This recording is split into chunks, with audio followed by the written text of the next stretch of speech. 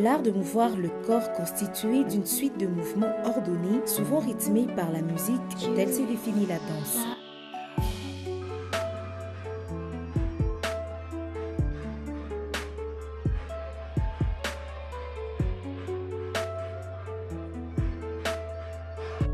Qu'en est-il de la définition de notre chorégraphe?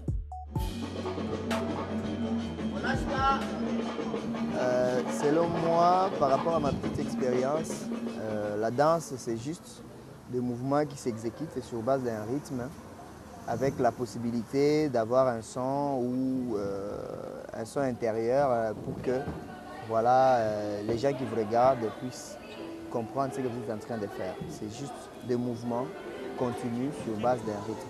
Mais on peut aussi aller plus loin et dire que la danse, c'est un langage artistique qui permet à nous, créateurs, de s'exprimer à travers ces langages-là artistiques. Donc, voilà. Un rituel ou un simple divertissement exprimant les idées, les émotions ou raconte une histoire. Néanmoins, la danse a toujours des éléments accompagnateurs. Les éléments principaux, ça dépend de chaque chorégraphe, mais je pense que les éléments essentiels, c'est juste qu'il faut qu'il y ait un corps, il faut qu'il y ait une inspiration, il faut qu'il y ait le souci de vouloir s'exprimer et de vouloir mettre le corps en question en mouvement à travers ces langages-là corporels. Donc si vous avez une inspiration, vous avez un corps qui peut reproduire votre inspiration, si vous-même vous n'êtes pas danseur, parce qu'il y a des chorégraphes qui ne sont pas des danseurs. Vous avez ces corps-là et que dès que vous transmettez votre inspiration de manière plus claire dans ce corps et que le corps reproduit le pas de danse, à ce moment-là, on est dans la composition. Quelles sont alors les qualités d'un bon danseur?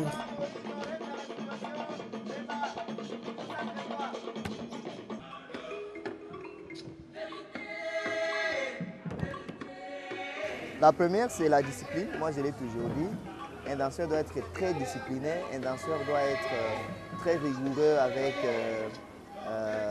son corps, très rigoureux avec son régime alimentaire. Et un danseur doit être à l'écoute parce que quand on parle de danseurs dans le monde professionnel, on ajoute interprète. Donc, danseur, interprète. Les qualités d'un danseur, tu dois être discipliné envers toi-même, envers ton métier. Nous avons un métier qui est très exigeant, mais nous devons être à l'écoute du chorégraphe, à l'écoute de l'espace, à l'écoute des autres danseurs qui sont avec nous sur scène et surtout être à mesure de rendre, d'interpréter ce qu'on nous donne pour que le langage, la communication, le message du chorégraphe soit compris par les spectateurs. Selon le peuple et les époques où elles sont ou ont été exécutées, les danses ont des motifs distincts et des façons différentes de se pratiquer, très révélatrices du mode de vie et de la société.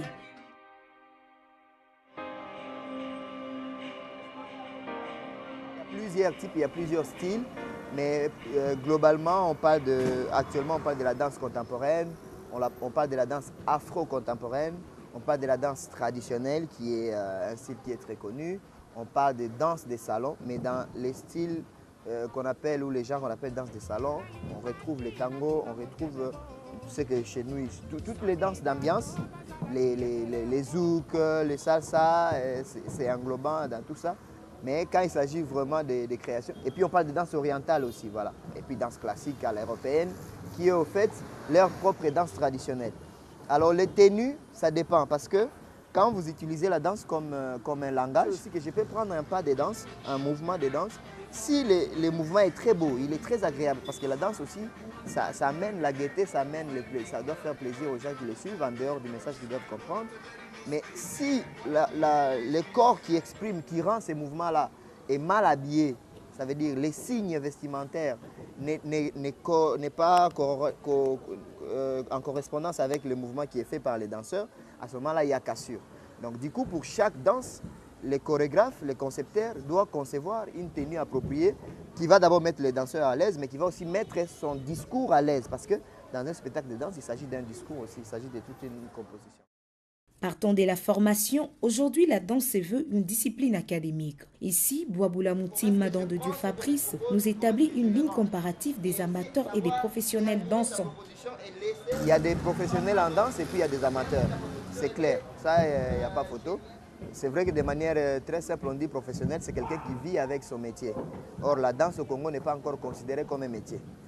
Mais moi, je me considère professionnel parce que moi, je ne vis qu'avec l'argent ou les moyens que j'arrive à gagner grâce à la danse et au théâtre. Donc moi, je me considère comme professionnel de cet art-là. Mais il y a des amateurs, il y a aussi amateurs dans le sens de...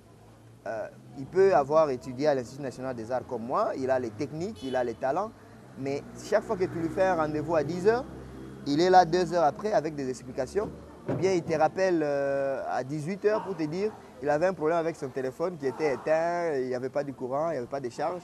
Donc celui-là, pour moi aussi, bien qu'il a étudié, ça reste un amateur. Selon Ruth Saint-Denis, danser, c'est vivre la vie dans ses vibrations le plus fines et ses plus hautes.